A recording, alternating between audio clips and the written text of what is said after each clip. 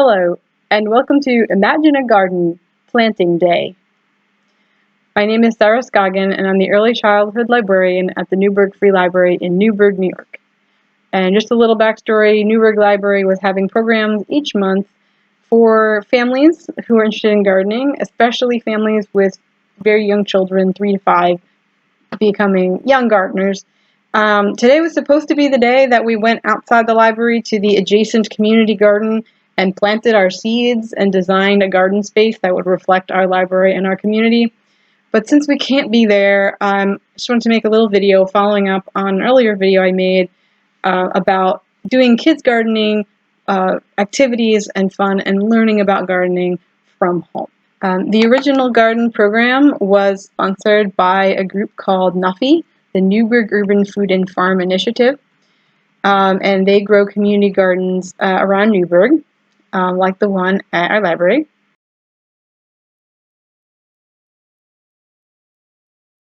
And their gardens, what do their gardens and all gardens, what do they teach us? Why should we do this? Especially, why should we do it with kids?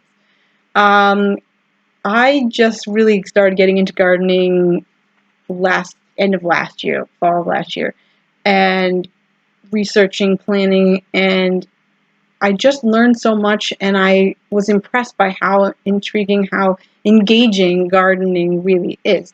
So gardening teaches us and kids, first of all, hard work.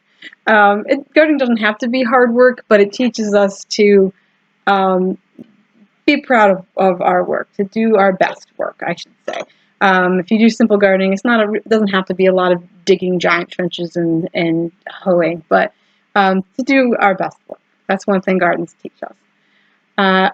Gardening teaches us responsibility. The kids can be responsible for watering the plants, and then they can see from a very young age if they don't water them, they're not going to survive. And if they forget to water them occasionally, they won't thrive.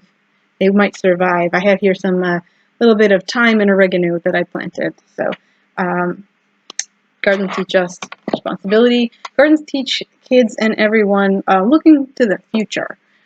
So thinking ahead. If I want to have a garden vegetable party and be eating a big salad of things that I grew, I'm going to have to think ahead. I can't just plant it and be done 5 minutes later, or grab something off a shelf and I'm done 5 minutes later. I really have to think ahead and plan.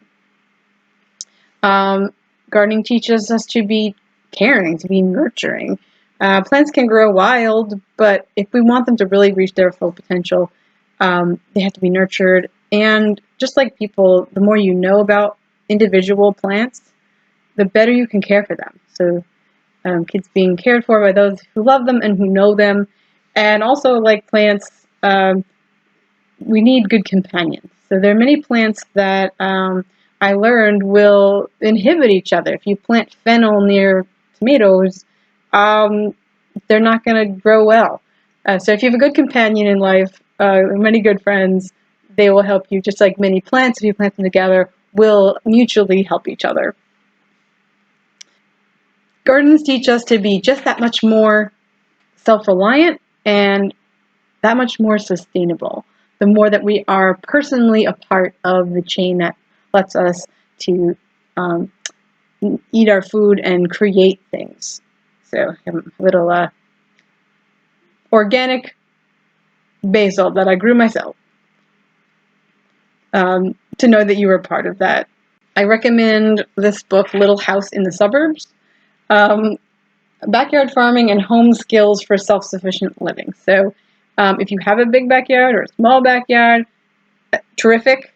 Even if you just have a patio, though, or a big windowsill, a lot of these ideas will still apply, especially creating your own sustainable products. So creating your own soap and beauty products and cleaning products, and that's part of sort of gardening philosophy, a green philosophy as well. So I recommend Little House in the Suburbs. Finally, gardens teach us to appreciate natural beauty. We can grow a plant, we can plant it, we can nurture it, but we can't manufacture it. So we can just marvel that much about natural loveliness being part of our lives. So let me, briefly to finish, let me follow up with what we had planted in the last video. I had a lot of these little peat pellets, and I was planting seeds in those, and we also planted some seeds in an egg carton. We had planted some chives. I also planted some basil in the egg carton. So here's our basil growing. I replanted it into a pot, and I keep it under my grow light since my windows aren't big enough for all the plants I want to grow, and you can get artificial sunlight for 16 hours a day. They recommend using a grow light. But if you just have a sunny window, you can still get a good amount of sun to grow, especially some herbs and spices will do really well on your windowsill. Some of the chives we planted in an eggshell. So there's our little chive man, an eggshell with a hole punched in the bottom and a little dirt inside. So now he has chive hair growing, and I could just plant this whole eggshell in the garden. Here's a bigger chive, one that I grew outside, just to show you. They can grow quite big. I've seen even much bigger than this giant chive plant.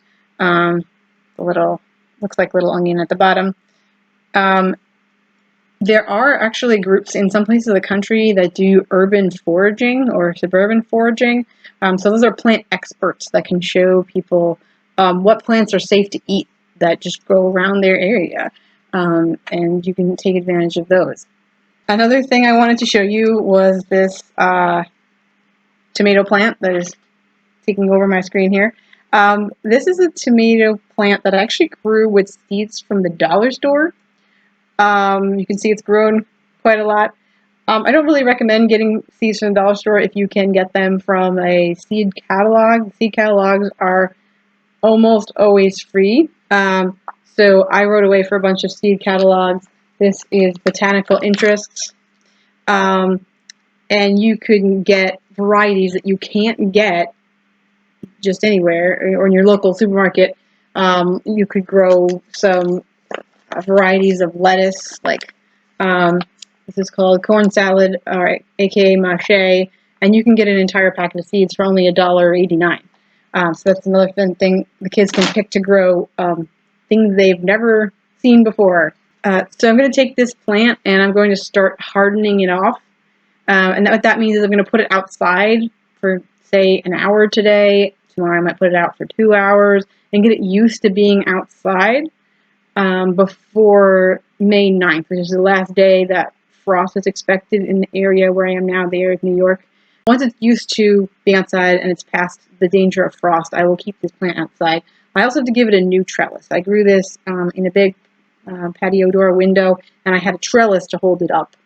So I'll give it a new trellis outside so it can grow up. This is a vine tomato, what they call an indeterminate tomato, so it will keep growing up like a tall vine its entire life. There are some kinds of tomatoes that will grow into a bush and then stop growing. Those of you who saw my earlier video will know we took some carrot tops. We just cut the top inch or so off a carrot and put it in a pie plate here of water. And look how much it's grown. It's almost a foot tall, this one. And this one is starting to get a flower even on the top. So I could keep growing it in this dish, or I could plant these carrot tops in some soil and have a nice carrot flower. Finally, I want to recommend a website for kids gardening. It's actually called kidsgardening.org, and they have many, many activities listed on their website to do with kids, mostly K through 6 or K through 8. So I encourage you to take a look at those. I will put a link down in the description. So thank you so much for watching, and happy gardening.